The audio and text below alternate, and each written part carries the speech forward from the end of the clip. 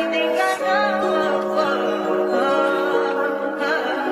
touch that 5 for you. I do that 3 more times again. I testify for you.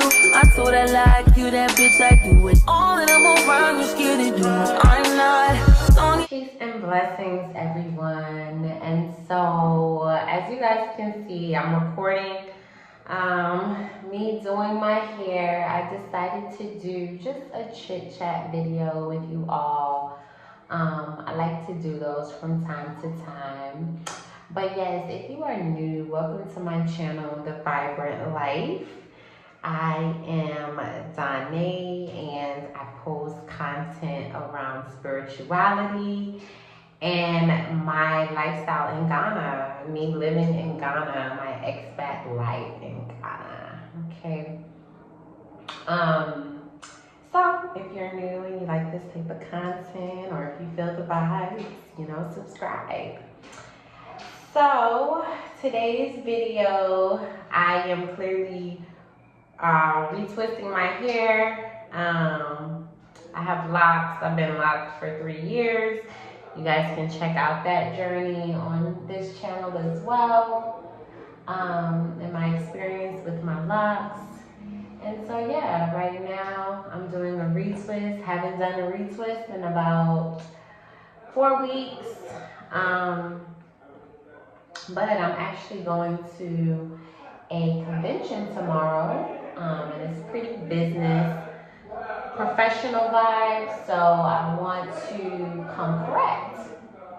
Not saying that nappy edges aren't correct, just saying that I want to have a slick look, right? And plus, if you know anything about Ghanaians, they are a little prejudiced to Rastafarians and people with locks. So I just want to let them know that we can do it all. We can come correct. We can come, still natural, but very professional looking as well. So I want to make sure you could at least see my parts, But anyways, in this video, I wanted to chat about spirituality in Ghana, okay? In Africa, in Ghana, but specifically Ghana, since that's where my experience lies. So, for those who don't know, I'm married to a Ghanaian, and he is very spiritual as well, meaning that he's aware of his spiritual life and the things that happen to him and why they happen to him, because we all know that everything happens in the spiritual realm before it manifests into the physical, right? So for those aware of their spiritual life, you are one step ahead of the game. So yeah, he being in Ghana and me being in the States, when I was in the States, he would always make reference to how hard it was, how difficult it was, spiritual wise, living in Ghana, and a lot of the things that he experienced. They were always very quirky spiritual things. Is that a good word to use? But it seemed like he encountered the supernatural a lot living here. And for me, I guess I had a very westernized perspective, because I have actually encountered a lot of different Africans, right? Not just Ghanaians, but Africans who have warned me about the spirituality in Ghana or the spirituality in Africa. And I definitely thought that some of it was made up. As far as I've heard stories about people seeing people turning into chickens, or people turning into goats, and they were just really adamant on the fact that that's what they saw, that's what they believed in. Their mom told them, that there were certain people in the community that were witches and they had powers to do certain things. Even if you attend the churches here, although they're very religious, they're also very spiritual. They will talk about the supernatural a lot in these churches. And honestly, I have to say, like, although I'm into spirituality and, you know, I like to consider that I'm sort of awakened, it was just some stuff I never experienced. So it was hard for me to be like, what? Like, really? However, I've been living here for 6 months now, and I can honestly say that I have seen quite a bit of supernatural shit being out here. My first experience was me driving. This was a few days before I experienced something very challenging in my life. Don't really want to talk about it, but just know that it was a life changer for me. And it was just a few days beforehand. And when I was riding, I wasn't driving, but when I was riding in the car with Daniel, we happened to see the strangest thing. As we were driving, we were literally at the intersection, and right smack dab in the middle of the intersection was basically like a tornado of leaves going in a circle like this.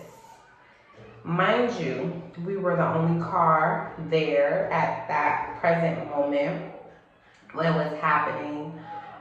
There were cars around, but they were all away. They weren't close enough to bring a breeze. And even if there was a breeze, I highly doubt that it would be going in a circle. It would be going more so in, a whatever way, a straight or linear way. We immediately both saw it. And that was another indicator that it was very supernatural, because we both witnessed it and we both said something about it at the exact same time. Like, whoa, did you see that? And I was like, yes, I saw that. Like, what was that? And my husband said it was a midget spirit. Now, I'm still doing my own personal research on midget spirits. But from what I can tell, it is a spirit that people pray to. Very popular in the Akan tribe, but popular in all tribes, but mostly popular in the Akan tribe. And they usually pray to these midgets for money, financial support. So he proceeded to say that somebody must have done a ritual to a midget spirit nearby. And so I said, oh, interesting, and I'm sure that they do other things, because the midget spirits are not, so from what the locals have told me, why, only like witches, and I'll say this, like negative witches, right? People who want to do harm onto others, sometimes they do that. They will reach out to these midget spirits because the midgets cause chaos, right? So it kind of reminds me of like that Papa Legba spirit or that Eshu spirit that brings contrast into your life and somewhat brings chaos to your life. But my understanding of spirituality is you can't have light without the darkness, right? But then again, you do have man who takes advantage of the elements and takes advantage of the universe, or tries to at least take advantage of the universe to get him or her way, by pushing harm or wishing harm on someone, or just having bad vibes and negative intentions, right? So you have to still be careful and be aware of these things and pray for your protection. I mean, people who are not as spiritual They just are unaware. It doesn't mean that it's not happening though. I have that conversation a lot. You know, there's people out here who don't believe in magic. And I don't know why. Because at the end of the day, we all are energy, and it has been scientifically proved that when the physical matter passes away, there's still this lingering energy or a soul. And these souls still have a lot of power. It's what it is, science. They didn't lose anything but a body. So you do have to be prayerful because these spirits attach themselves to the people we love the most, sometimes to people we don't love. Either way, they're still working, whether or not you believe they're there or not. And so, you know, some people say ignorance is bliss. I disagree. I don't want to know everything that's going on, but I definitely want to know about the things that pertain to me and my loved ones. And so, yeah, that was the first kind of really supernatural thing that I saw. I've been to a few festivals and seen people trying to stab themselves, and they weren't able to stab themselves. That was interesting. But recently, we just had a Libra full moon, and if anybody knows about full moons, you know that typically full moons are about revelations, are about illumination. It's mostly about people's shadow, people's darkness coming to the light. Okay? And like I said, this was my first time on this land in Ghana where I was able to experience the shadows of people here in this land.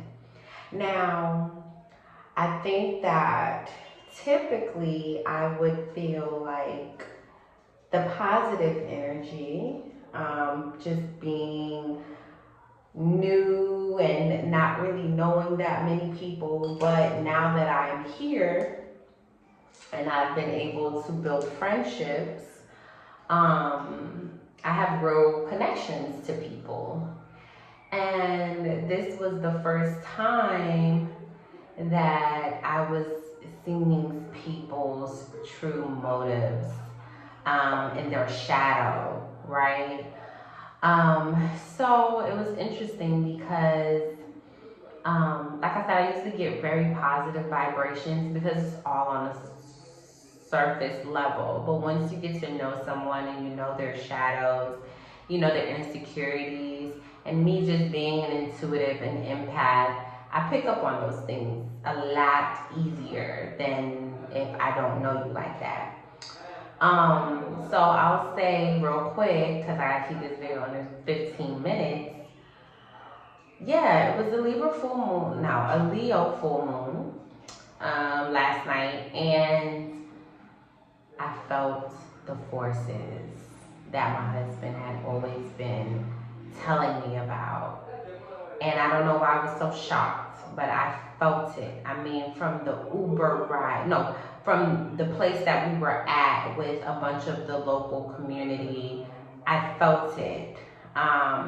Supposedly there was like a neighborhood witch walking around, stirring up controversy and everything. So I don't know if she had something to do with it. I don't know. I wouldn't give her all that power. But I definitely felt the energy of the people we were surrounded by. I felt a lot of envy. I felt a lot of plotting and scheming and little intentions to destroy, little seeds to destroy. And it was so, it wasn't scary, but it was mind-blowing. And so I say this to say, we talk shit about Africans and how they go about their spiritual lives. But I think we need to also be mindful that we are a little bit ignorant to their lifestyle and what they go through. For instance, I seen this one post about Africans, what Africans do on Sunday versus what the Chinese do on Sunday. And I think I want to put the clip in. So if I can, I'll put the clip in here. But I think that we also need to be aware that melanated people are extremely powerful beings. Okay? We are in a land that is very close to the equator, in the center of the planet, which would make me think that it is the heart chakra of the planet, of the planet. Sorry, these mosquitoes do not play. You gotta kill them on sight, okay? So yeah, I think we negate the fact that we live in a very spiritual land, or that you're in a very spiritual land. There's a lot of ancient wisdom here, ancient herbs here, trees, that they have access to as locals. And I don't necessarily believe that most of them really believe in a certain prophet more than they believe in themselves. Now, I do think that there is a group of people who just feel like, yeah, it's Jesus Christ or it's Allah or whatever. But then I also feel like there's a large amount of them that are very aware of the spiritual realm and the fact that there are these prophecies that could help them be stronger, and they take advantage.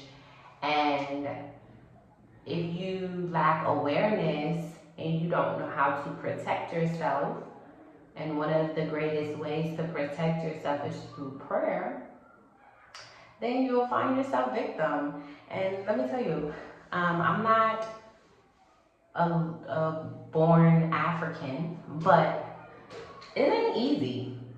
It ain't easy for them. I have a lot of privilege coming here from the States. I'm very aware of that now. But to be able to make it out of here without envy destroying you, without people sending ancestors and all type of spirits to destroy you, it's not easy. So I say this to say, be careful when you judge Africans for their spiritual routines or how they live their spiritual life.